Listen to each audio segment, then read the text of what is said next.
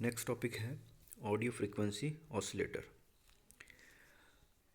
वैसे मैंने पिछली क्लास में बताया था आपको कि ऑसिलेटर जो है वो मोटा मोटी दो प्रकार के हैं, ऑडियो फ्रीक्वेंसी ऑसिलेटर और radio frequency oscillator. Audio frequency oscillator के अंदर जो फीडबैक नेटवर्क है वो आर और सी कंपोनेंट से मिलके बना होता है, और जो रेडियो फ्रीक्वेंसी ऑसिलेटर है उसके फीडबैक नेटवर्क का निर्माण इंडक्टर और कैपेसिटर से होता है। तो हम पहले ऑडियो फ्रीक्वेंसी ऑसिलेटर को देखते हैं। उसमें भी आरसी फेज शिफ्ट ऑसिलेटर या इसको दूसरा फिक्स्ड फ्रीक्वेंसी ऑसिलेटर भी कहते हैं।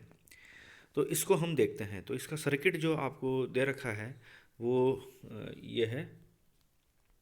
इस सर्किट के अंदर आप सिंपल सा एक बेसिक एम्पलीफायर, जो कि आपको हमेशा इसका डायग्राम याद रखना चाहिए, जिसको कि कॉमन एमिटर एम्पलीफायर भी कहते हैं, वो दे रखा है। और इसके फीडबैक नेटवर्क के अंदर आपको जो दे रखा है वो है आर और सी के तीन कंपोजिशन।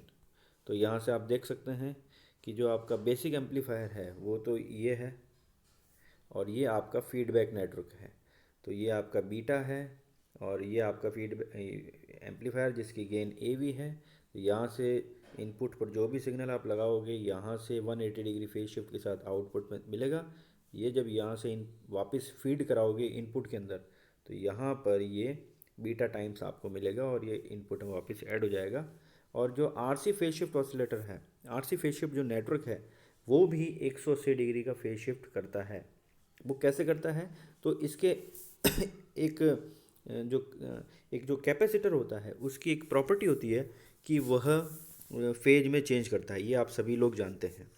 तो वो फेज में चेंज कैसे करता है? तो कोई भी कैपेसिटर जो है उसके इनपुट पर जब आप सिग्नल लगाओगे तो आउटपुट में जो भी आपको सिग्नल मिलेगा, यानी वोल्टेज और करंट के बीच में जो टाइम रिलेशनशिप मिलता है, फेज रिलेशनशिप जो मिलता है, उसमें आपको एक फेज एंगल मिलता है फाई। आइडियल केस में ये एंगल होता है 90 डिग्री, आइडियल केस में, है ना। मैं ये कह रहा हूँ कि आइडियल केस में होता है। तो क्योंकि कैपेसिटर आइडियल होता नहीं है, अगर आइडियल होता तो हमें 180 डिग्री फेज शिफ्ट कराने के लिए आर सी के केवल दो कंपोनेंट ही यूज़ लेते हैं, तीसरे की हमें ज़रूरत ही नहीं पड़ती। लेकिन क्योंकि आइडियल नहीं है तो हम एक ऐसा कैपेसिटर, और रजिस्टेंस तो फेज शिफ्ट करता नहीं, कैपेसिटर करता है। तो आर सी कंपोनेंट जो है पूरा एक मिलके, एक आरसी कंपोनेंट मिलके जो फेज शिफ्ट करेगा वह, अगर हमें 180 डिग्री फेज शिफ्ट कराना है तो आप सोचिए 90 डिग्री तो हमें मिलेगा नहीं। तो हम इससे कम कराएं तो हमें मिनिमम 3 कैपेसिटर और रेजिस्टेंस के कंपोजिशन की ज़रूरत तो पड़ेगी पड़ेगी। जैसे कि एक 60 डिग्री का करे, दूसरा 60 डिग्री करे और तीसरा भी 60 डिग्री करे, तो 60 60 60 हो गया आपका 180 डिग्री। तो तीन कंपोनेंट मिलके जो फेज शिफ्ट करेंगे वो हो जाएगा आपका 180 डिग्री। अब आप सोचेंगे चार क्यों नहीं लगाए, तीन ही क्यों? तो जब अपना काम तीन से हो सकता है तो हम चार क्यों लगाएं? तो इसलिए जो आउटपुट आपको मिल रहा है 180 डिग्री फेज शिफ्ट के साथ में, 180 डिग्री यहाँ इस कॉमन एमिटर एम्पलीफायर ने किया और फर्दर 180 डिग्री ये कर देगा। तो आपको टोटल जो मिलेगा वो है 360 डिग्री, या इसको दूसरे भाषा में कहते हैं 0 डिग्री। तो 0 डिग्री फेज शिफ्ट, तो ये कंडीशन आपको फुलफिल हो रही है यहाँ पर एक पॉजिटिव ऑसिलेटर की, है ना। पॉजिटिव फीडबैक एम्पलीफायर की जो कंडीशन है वो यहाँ पर फुलफिल हो रही है, इसलिए ये आपका पॉजिटिव फीडबैक एम्पलीफायर या ऑसिलेटर कहलाएगा। और इसका नाम आरसी फेज शिफ्ट ऑसिलेटर इसलिए क्योंकि इसके अंदर जो सेलेक्टिव जो नेटवर्क है, जिसको कि हम फ्रीक्वेंसी सेलेक्ट करते हैं या फीडबैक कराते हैं, वो आर और सी से मिलके बना है। तो इसलिए इसका नाम है आरसी फेज शिफ्ट ऑसिलेटर। तो यहाँ से हम इसकी एनालिसिस करेंगे। तो इसकी एनालिसिस थोड़ी लंबी है, मैथमेटिक्स थोड़ी ज़्यादा है, तो हम इसको सिंपल लैंग्वेज में समझने की कोशिश करते हैं। और शुरुआत करते हैं यहाँ से कि आपने जो सिग्नल लगाया था इनपुट में, उसका आउटपुट जो वीओ मिलेगा, वो वीओ जब यहाँ आएगा तो इस फेज शिफ्ट नेटवर्क का इनपुट कितना हो गया, वीओ, और इस फेज शिफ्ट नेटवर्क का आउटपुट हो जाएगा आपका वी एफ। तो वी ओ इनपुट हो गया, वी एफ इसका आउटपुट हो गया, ठीक है। और कुछ करंट हम मान लेते हैं कि इसमें कुछ करंट फ्लो हो रही है जो कि यहाँ से एंटर कर रही है और यहाँ से निकल रही है। अब इसको मैं थोड़ा यहाँ से आपको जूम करके अलग से इस पोर्शन को केवल, क्योंकि हमें फ्रीक्वेंसी देखनी है ना भाई कि ये ऑडियो फ्रीक्वेंसी ऑसिलेटर तो ये किस फ्रीक्वेंसी का सिग्नल जनरेट करेगी, किस ऑडियो फ्रीक्वेंसी का सिग्नल जनरेट करेगी, तो वो डिपेंड करता है कि आर और सी की वैल्यू कितनी है। फेज शिफ्ट एक अलग कॉन्सेप्ट है और इसकी वैल्यूज़ कितनी है वो फ्रीक्वेंसी उसके अनुसार डिसाइड होगी। तो आर और सी के हमने कॉम्पोजिशन लिए 3। अब हम शुरू कर रहे हैं। देखिए, हम जब इसको देख रहे हैं तो हम इसको थोड़ा सिंप्लीफाई करके देख रहे हैं, तो उल्टा देख रहे हैं ना। हम ये देख रहे हैं कि यहाँ से करंट एंटर कर रही है, एक मिनट, यहाँ से करंट, सॉरी, यहाँ से एंटर कर रही है और यहाँ से निकल रही है। तो पहले शुरुआत में आप यहाँ से जब देखोगे तो ये इनपुट एक तरह से यहाँ से आ रहा है, तो सी पहला आएगा, तो हमने सी पहले लिया। और यहाँ आउटपुट जब निकलेगा वी एफ, इस जगह देखो यहाँ वी एफ निकल रहा है, तो आर बाद में लिया। तो ये एक समझने की चीज़ है कि हमने जो राइट से लेफ़्ट की जगह लेफ़्ट से राइट लिया है, ताकि आपको ईजिली समझ में आए। आप चाहें तो इसको उल्टा भी कर सकते हैं, लेकिन एक जो कन्वेंशनल है, जो हम परंपरा चलाए आते हैं कि भाई लेफ़्ट से राइट ही चलते हैं।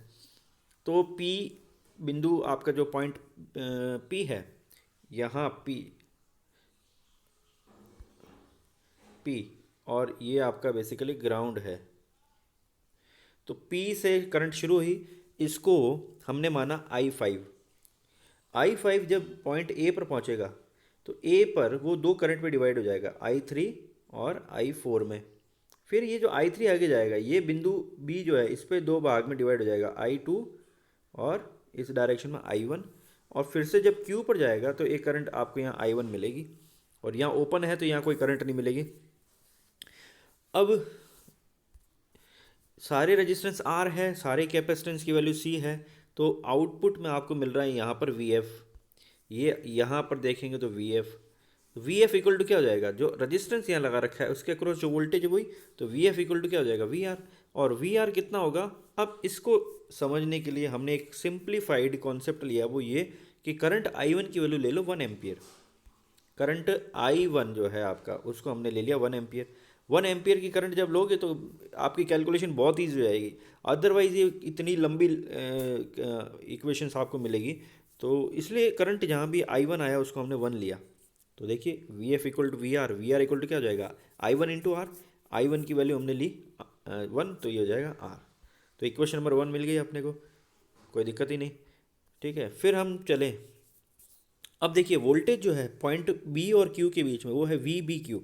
इसी प्रकार से ए और बी के बीच में वी ए बी, और पी और ए के बीच में वी पी ए। तो ये आप यहाँ डायग्राम से देख लें। फिर वी एफ आपने निकाल लिया I1 इंटू आर, तो आर मिल गया। फिर वी बी क्यू निकालेंगे, वोल्टेज क्या होता है, करंट इंटू रजिस्टेंस। तो I1 करंट फ्लो हो रही है और रजिस्टेंस कितना है, एक्स सी। रजिस्टेंस कितना, कि कैपेसिटर का रजिस्टेंस यानी कि रिएक्टेंस वो कितना है, एक्स सी, जिसको कि आप प्रति घात कहते हैं, है ना। तो एक्स सी, तो I1 एक्स सी, तो I1 फिर से 1 है, तो ये हो जाएगा एक्स सी। अब आपके पास VF है, आपके पास VB क्यू है, तो आप क्या VB निकाल सकते हैं। तो VB जो पॉइंट B पर जो वोल्टेज है, यहाँ पर जो वोल्टेज आपको मिलेगी वो इस वोल्टेज और इस वोल्टेज का सीरीज वोल्टेज है ना, तो सब में मिलेगी। तो इसलिए हम लिखेंगे VB equal to VBQ plus VF। तो इक्वेशन नंबर 3 हो गई। अब उसके बाद में VB आपका मिल गया, VBQ plus VF, equation number 4, इसकी वैल्यू पुट करी। अब हम क्या करेंगे, I2 निकालेंगे। तो बड़ा सिंपल है, आपने देखो अब I2 निकालना है, तो I2 करंट I2 हमें चाहिए। तो I2 कहाँ फ्लो हो रही है, रेजिस्टेंस R के ऊपर, और R पर वोल्टेज कितना, ग्राउंड के रिस्पेक्ट में। देखो ये मैंने यहाँ पर ग्राउंड डायग्राम बनाना भूल गया, आपको बार बार मैंने शुरुआत में बता दिया था, ये ग्राउंड है। ग्राउंड का मतलब होता है ये 0 वोल्ट है, और यहाँ पर जो वोल्टेज आ रहा है क्यू पॉइंट पर, तो वो VQ हो जाएगा। बी पर जो आएगा वो VB हो जाएगा विद रिस्पेक्ट टू ग्राउंड। ठीक है, तो ये चीज़ है। तो सॉरी, तो I2 क्या हो जाएगा, VB अपॉन आर।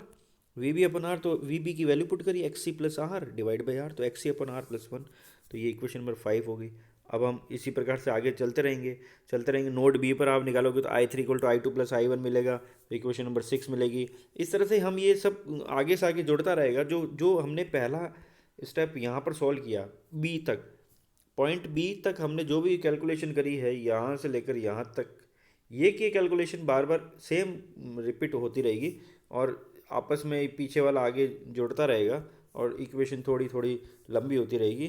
तो आपको इक्वेशन नंबर 6 मिलेगी पॉइंट बी पर, फिर आप वी ए निकालेंगे, वी ए बी निकालेंगे, फिर आई फोर निकालेंगे, फिर पॉइंट ए पर आपको फिर आई फाइव निकालनी है जो आई फोर प्लस आई थ्री हो जाएगी, और फिर आई फाइव निकालोगे तो इक्वेशन 10 मिलेगी। फिर वी ए पी निकालोगे, फिर आप V O equal to V A P O plus V A करोगे, तो आपको आउटपुट वोल्टेज अल्टीमेटली मिलेगा इक्वेशन नंबर 12 के रूप में। तो आपका आउटपुट वोल्टेज आ गया, output voltage V O at point P, वो क्या हो जाएगा, वो आपको इक्वेशन नंबर 12 के रूप में यहाँ मिल रहा है। अब इस इक्वेशन को सिंप्लीफाई करते थोड़ा सा, और कारण क्योंकि जो कंपोनेंट हमने यूज़ लिए हैं कैपेसिटर और रेजिस्टेंस, कैपेसिटर की जो रिएक्टेंस होती है वो होती है एक्स सी। एक्स सी को हम लिखते हैं 1/j⍵c या माइनस, क्योंकि जे ऊपर नीचे मल्टीप्लाई करो तो -j/ωc आएगा। तो 12 इक्वेशन नंबर 12 में ये वैल्यू पुट करेंगे एक्स सी की, सॉल्व करेंगे तो इमेजनरी और रियल क्वांटिटी आपको मिलेगी, है ना। कहीं पर जे मिलेगा, कहीं पर जे नहीं मिलेगा। आप चाहो तो जे की जगह आई लिख सकते हैं, पर इन जनरल इलेक्ट्रॉनिक्स के अंदर हम कॉम्प्लेक्स क्वांटिटी को जे से लिखते हैं, मैथमेटिक्स में हम आई से लिखते हैं, तो आप आई भी लिख सकते हैं, कोई बड़ा इशू नहीं है। तो इक्वेशन नंबर 13 आपको मिल गई। इस इक्वेशन नंबर 13 में आप देखें दो टर्म ऐसी है जिसमें जे आ रहा है ना, एक तो ये वाली टर्म है और एक ये वाली टर्म है। तो बाकी जो बची हुई 1 2 3 टर्म, ये तो हो जाएगी रियल टर्म, और ये वाली जो दो मैंने जिसको सर्किल में कर रखा है वो है आपकी इमेजिनरी टर्म या कॉम्प्लेक्स टर्म। तो हम क्या करते हैं, हम अब कंपेयर करते हैं, हम लेफ्ट साइड की टर्म्स को राइट साइड की टर्म से कंपेयर करते हैं। तो लेफ्ट साइड में केवल रियल पार्ट है और राइट साइड में जो रियल पार्ट आएगा उन सबको एक साथ ले लेते हैं, और इमेजनरी को एक साथ ले लेते हैं। तो देखो पहले हमने किया इमेजनरी को, तो इमेजनरी में क्या है 1/ω³ c³ r² माइनस का 6/ω⍵c इक्वल टू, राइट में कोई कॉम्प्लेक्स क्वांटिटी नहीं है इसलिए जे जीरो हो जाएगा। तो इसको सॉल्व करेंगे तो ω²r² इक्वल टू 1/6 मिलेगा, और जब आप उसको ओमेगा इक्वल टू फ्रीक्वेंसी में कन्वर्ट करेंगे तो ω/2π इक्वल टू एफ होता है, तो एफ इक्वल टू हो जाएगा ω/2π। ओमेगा की वैल्यू यहाँ से आप निकाल लेंगे तो इक्वेशन नंबर 14 के रूप में हमें एफ मिलेगा, एफ इक्वल टू 1/2π√6 तो फ्रीक्वेंसी मिल गई। तो हम आर और सी की वैल्यू सेलेक्ट करके यहाँ जब पुट करेंगे तो हमें फ्रीक्वेंसी मिलेगी। तो ये फ्रीक्वेंसी जो होगी ऑडियो फ्रीक्वेंसी रेंज में होगी। तो एक चीज़ हमने फ्रीक्वेंसी निकाल ली। अब हम दूसरी चीज़ जो है फीडबैक कितना हो रहा है, फीडबैक नेटवर्क की एक बीटा, जो मैंने एक टर्म बताई थी कि बीटा क्या होता है, फीडबैक फैक्टर, ठीक है। तो इक्वेशन नंबर 15 जो है वो देखो, आउटपुट की जो है V O equal to minus का 5/ω²c² r+r, है ना। इसमें ω²c² r की जगह 1/6r पुट करो आप, तो आपको वी ओ मिलेगा माइनस का 29r।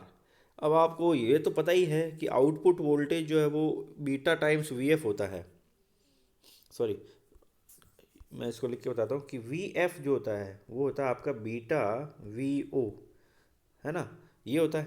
तो अगर इक्वेशन नंबर ये वाली जो इक्वेशन है आपकी, ये वाली इक्वेशन अभी जो हमने डिराइव करी, तो V O equal to minus का 29 वी एफ, तो इसको उस फॉर्मेट में लिखे V F equal to beta V O, तो बीटा की वैल्यू क्या आएगी माइनस का 1/29। अब माइनस का कॉन्सेप्ट जो है, जब कहीं इलेक्ट्रॉनिक्स के अंदर माइनस टर्म आती है कहीं पर फेज के साथ, मतलब फेज से रिलेटेड टर्म है, माइनस का मतलब क्या होता है कि ये फेज शिफ्ट शो करता है। अगर माइनस आ रहा है इसका मतलब 180 डिग्री फेज शिफ्ट आ रहा है। तो हम इसको दूसरे तरीके से लिख सकते हैं, और वो ये है कि इस पूरी टर्म को हमने इस तरह से भी लिख सकते हैं 1/29 और ब्रैकेट में 180 डिग्री फेज शिफ्ट। तो एक ऐसा नेटवर्क जो 180 डिग्री फेज शिफ्ट कर रहा है। अब सस्टेन्ड ऑसिलेशन के लिए बार्खेउसन क्राइटेरिया जो है वो क्या है, beta A V equal to 1 और ग्रेटर देन 1, इसको पुट करेंगे तो आपको ए वी मिल जाएगा, इस एम्पलीफायर का ए वी मिल जाएगा। तो 29 से ज़्यादा ये एम्पलीफाइड करता है सिग्नल को, और 180 डिग्री फेज शिफ्ट के साथ में करता है। तो ये आपका जो है आरसी फेज शिफ्ट ऑसिलेटर था। अगली क्लास में हम रेडियो फ्रिक्वेंसी ऑसिलेटर को पढ़ेंगे।